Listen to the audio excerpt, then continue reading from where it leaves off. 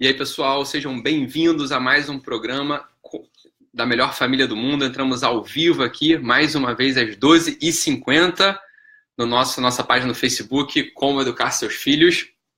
Sejam bem-vindos. Então, se vocês estão conseguindo me ver bem e me ouvir bem, avisem aí para que eu saiba, né, que está tudo bem com a transmissão. Tudo bem, pessoal? Como é que vocês estão? Então, o pessoal já vai entrando aí, vão deixando já os likes aí que vão voando aqui na minha tela.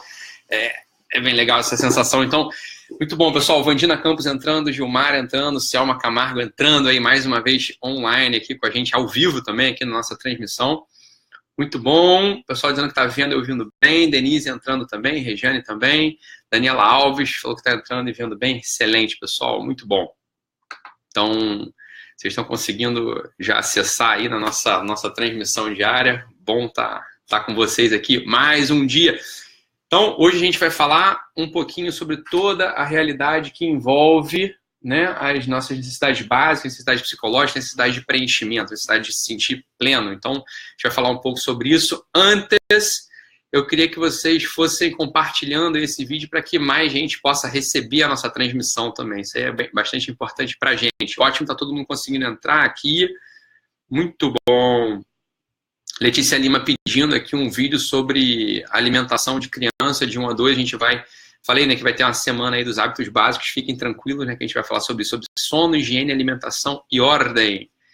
Ontem a gente falou sobre outros assuntos, né? Então, Josiane falou que no trabalho não é possível acompanhar ao vivo a transmissão toda, mas que não perde nenhum programa no YouTube, que está amando todos. Muito obrigado, Josiane. Pessoal, antes de começar a nossa transmissão, com o conteúdo da transmissão mesmo de hoje, eu queria que vocês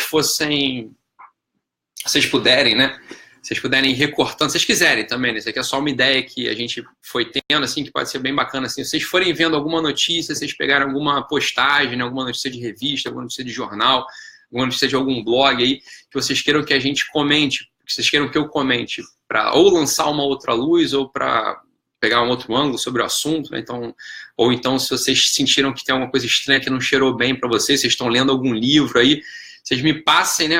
Cola aí nos comentários, que eu vou acompanhando todos os comentários sempre, né? Manda o link aí pra gente, para eu poder acompanhar e comentar o assunto também. Isso pode ser bem interessante, já fazer comentário de notícias, né? Que tenham a ver com saúde, que tenham a ver com educação de filho, que tenham a ver com relação marido e mulher, pode ser muito bacana.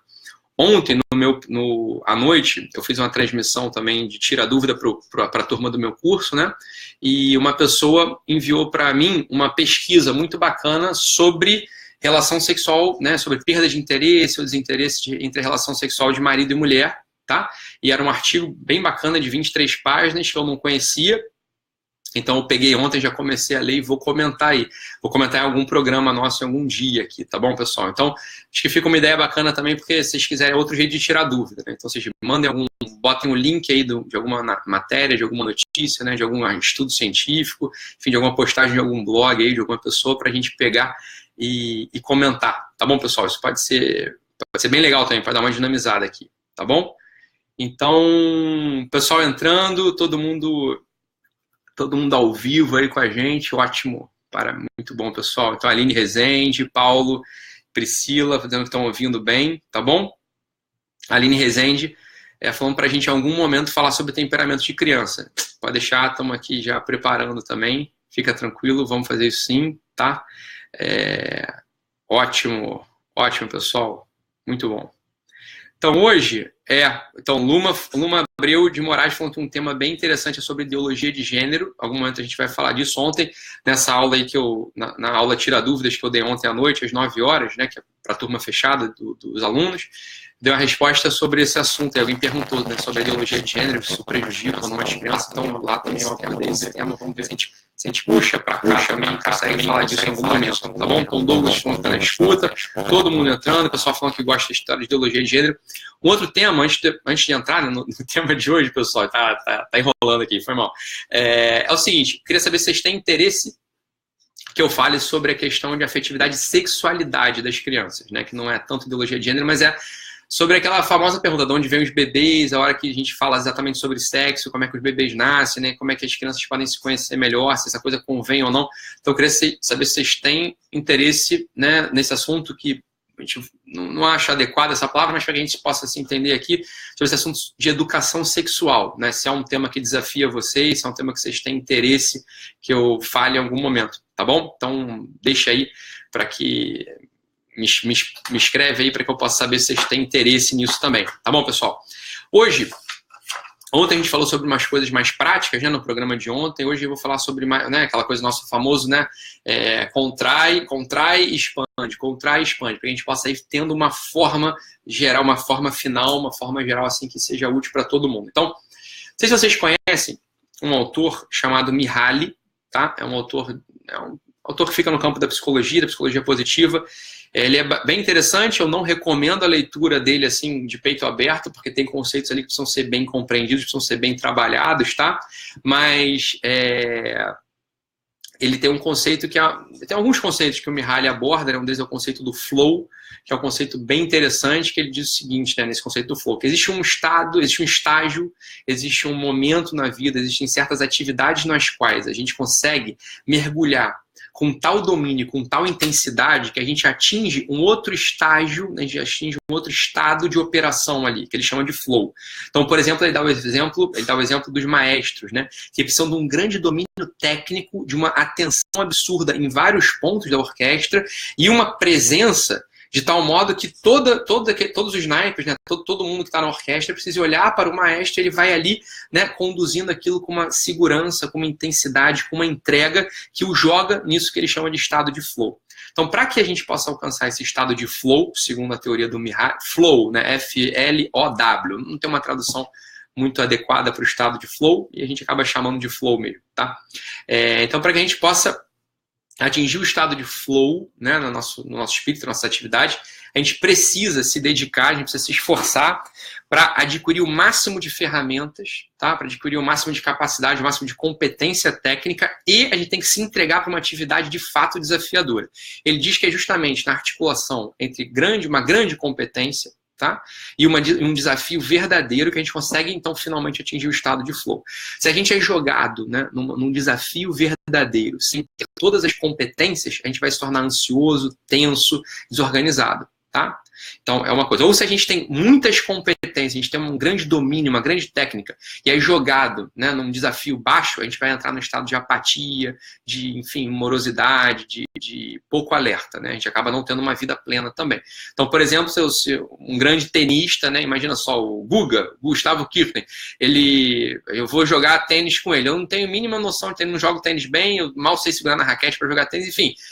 Do outro lado está um sujeito com todas as competências, com todas as habilidades, sendo muito pouco desafiado por mim, que não tenho competência e habilidade nenhuma no tênis, né? Então ele não vai conseguir entrar no estado de flow.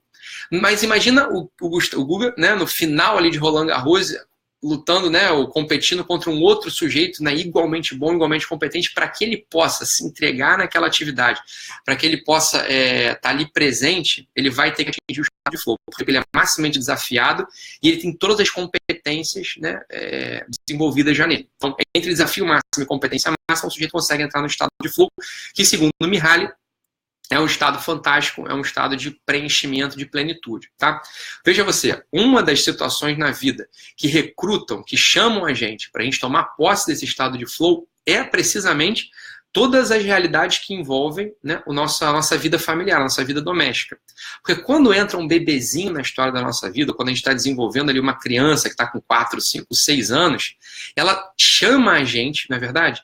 Ela chama a nossa atenção, ela chama a nossa biografia, ela chama a nossa atividade, ela chama a nossa atitude para um desafio, que é o desafio de conseguir fazer com que ele cresça, né? Fazer com que aquela criancinha, com o nosso filho, cresça de modo harmônico, de modo saudável, de tal modo que a gente consiga oferecer para ele todas as necessidades, né? Para que a gente possa atender a todas as demandas daquela criatura.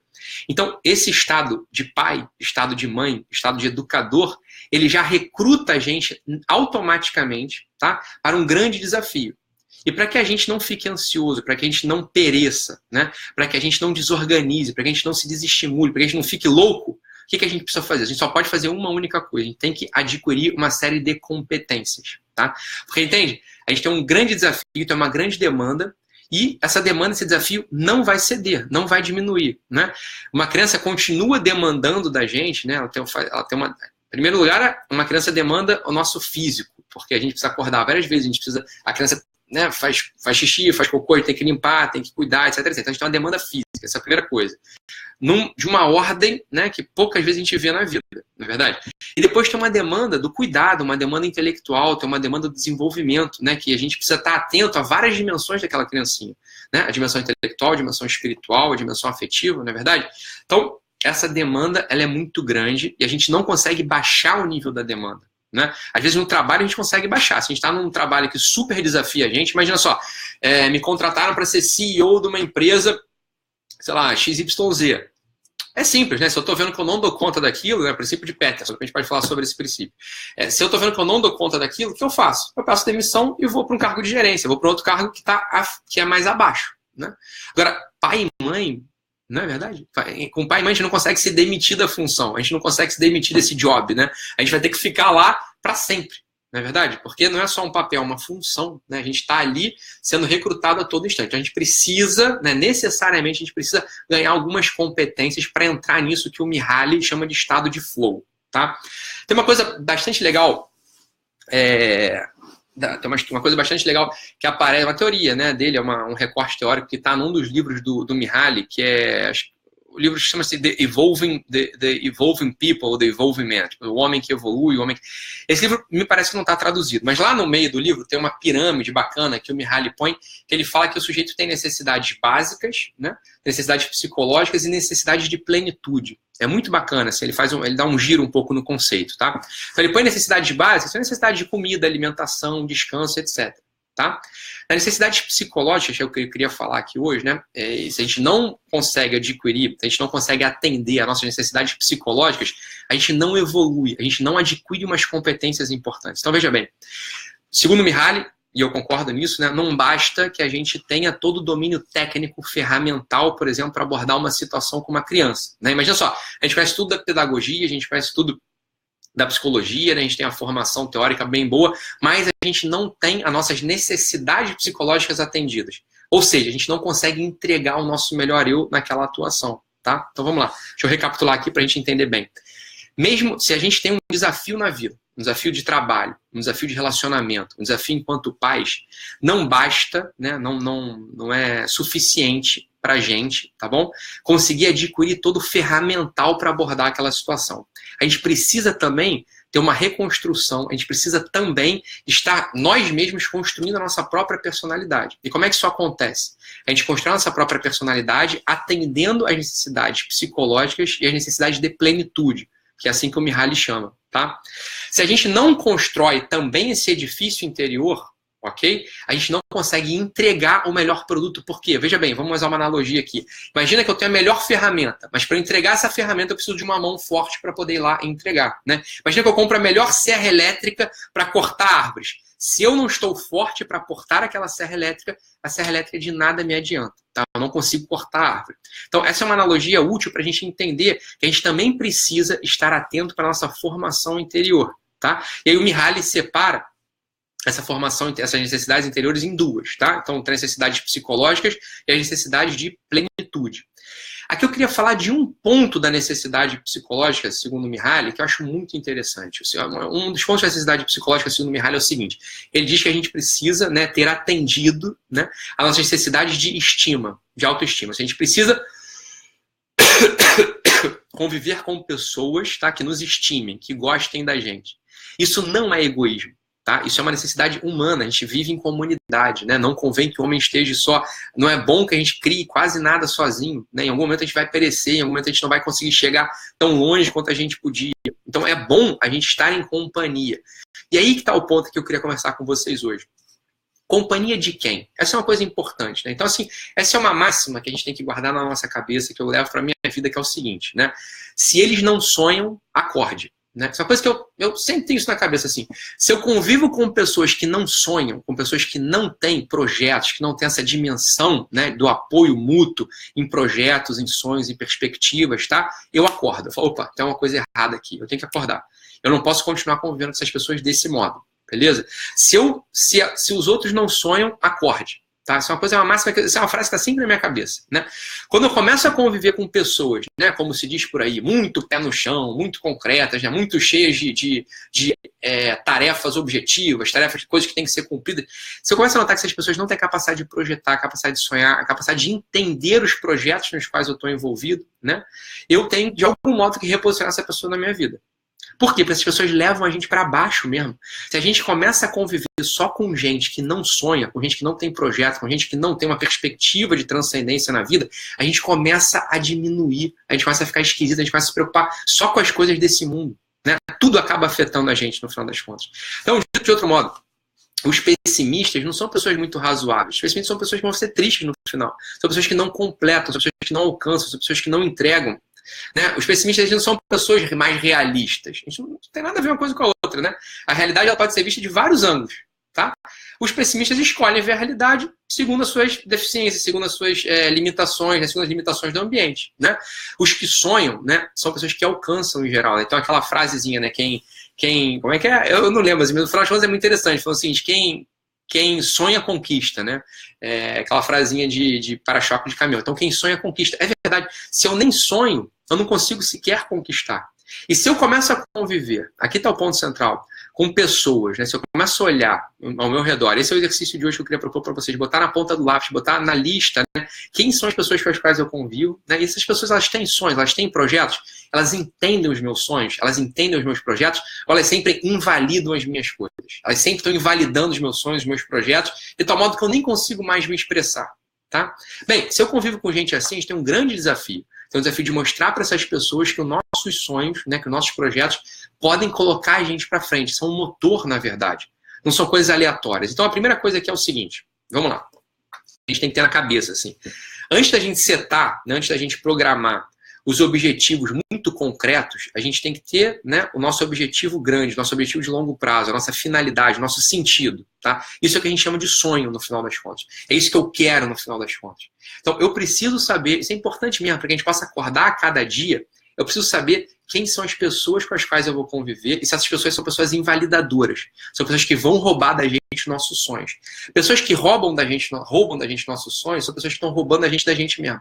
São pessoas que não ajudam no final das contas. Né? Então, a amizade, ela se define por isso, por querer as mesmas coisas e rejeitar as mesmas coisas, já como dizia São Tomás de Aquino. Então, querer o mesmo e odiar o mesmo, rejeitar o mesmo. Veja, se eu convivo sempre com pessoas que roubam os meus sonhos, eu tenho que acordar.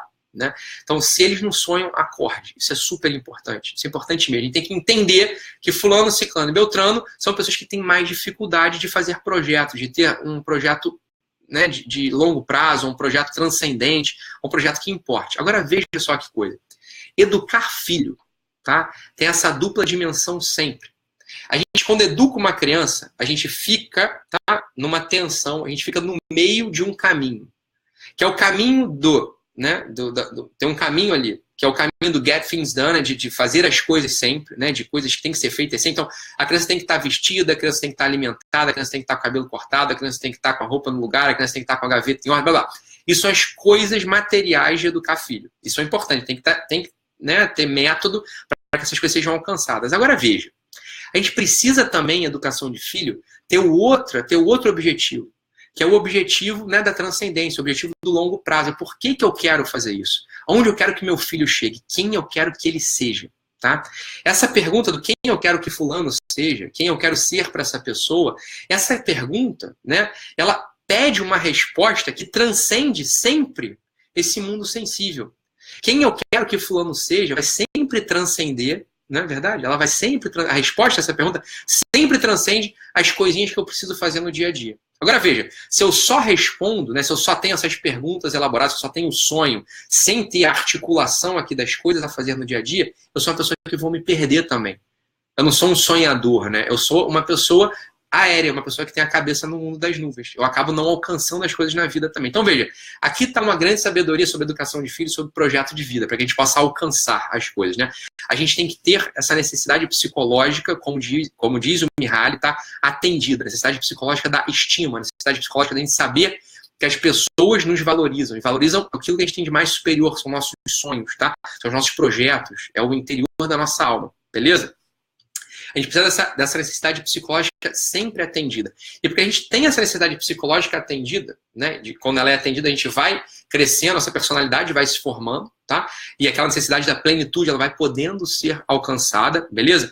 Para que essa necessidade psicológica da estima, né, da boa estima de pessoas que gostam de, para que ela seja atendida, a gente precisa ter pessoas ao nosso redor, a gente precisa montar um time de pessoas que validam nossos sonhos. Pessoas que estão ali querendo saber o que está na nossa cabeça, quais são nossos projetos, qual que é o próximo passo, o que a gente está fazendo para alcançar o próximo passo, né? Onde é que o nosso coração de fato pulsa, onde é que essas coisas estão. Então, essa é a ideia, tá? A gente tem que ter a sabedoria de montar um time, tá? E um pouco aquilo que eu quero também construir ao longo do ano, com essa nossa comunidade, com esse nosso grupo, com essa nossa audiência, é que a gente possa daqui também sair amizade, sair pessoas que se reconheçam, pessoas que se valorizem.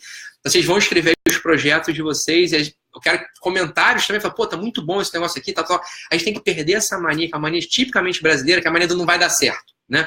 Essa mania do, eu tenho um projeto, eu tenho um sonho, cara, esquece isso, vai fazer a prova para um concurso público. Não é nada contra o concurso público, mas às vezes o concurso público é um símbolo dessa incapacidade de sonhar, dessa incapacidade de dar o próximo passo, dessa incapacidade que a gente tem de acreditar na nossa própria potência, né? Validada, apoiada, suportada, né? Por outras pessoas, tá? Então, essa é um pouco a ideia de hoje, a ideia dessa necessidade psicológica da estima.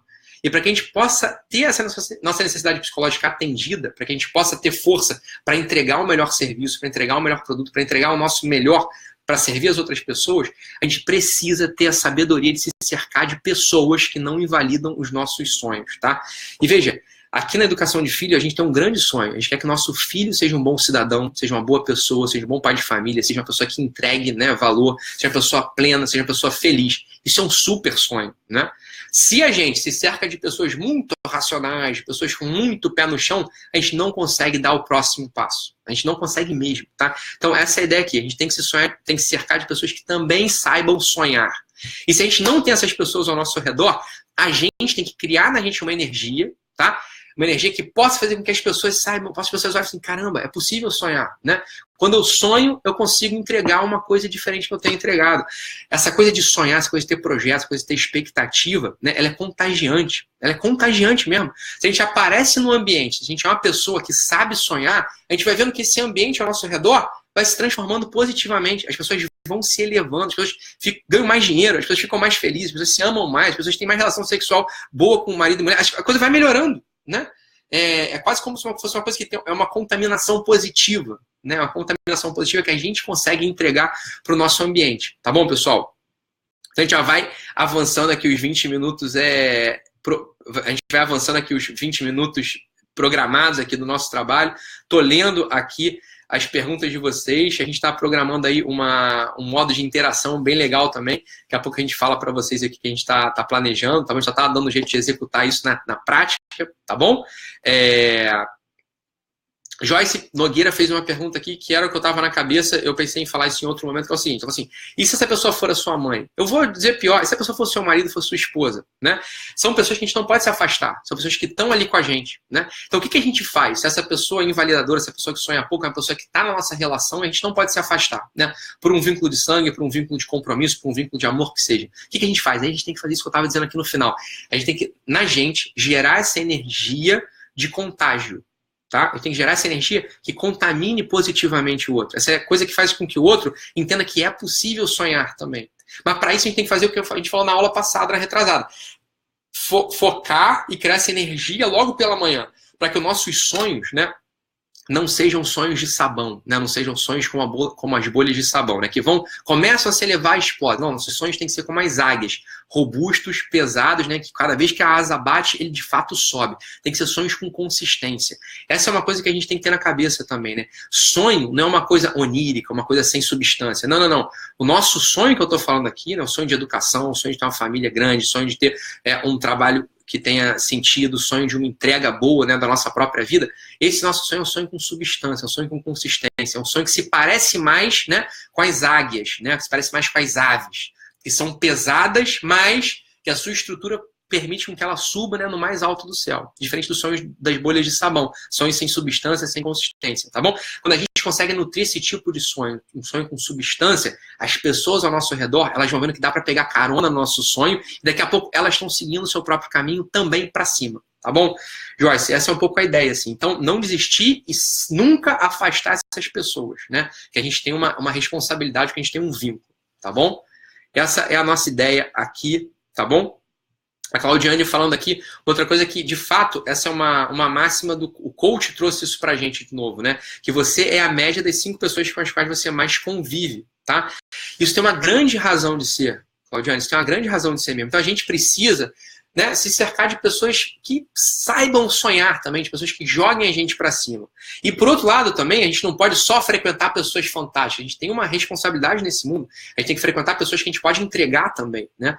A gente tem que se cercar de pessoas que estão 2, 3 passos além e tem que se cercar de pessoas que estão 2 ou 3 passos aquém também, né? Para a gente possa ajudá-los. A gente sempre tem que ter essa coisa na cabeça. A gente tem que ter pessoas que a gente consiga mirar e olhar, cara, eu quero ser assim, eu posso chegar lá, e pessoas que estão ali para baixo falando, cara, eu posso ajudar essa pessoa, eu posso entregar aqui um serviço para ela, para que ela melhore. Tá, Claudiane? É verdade.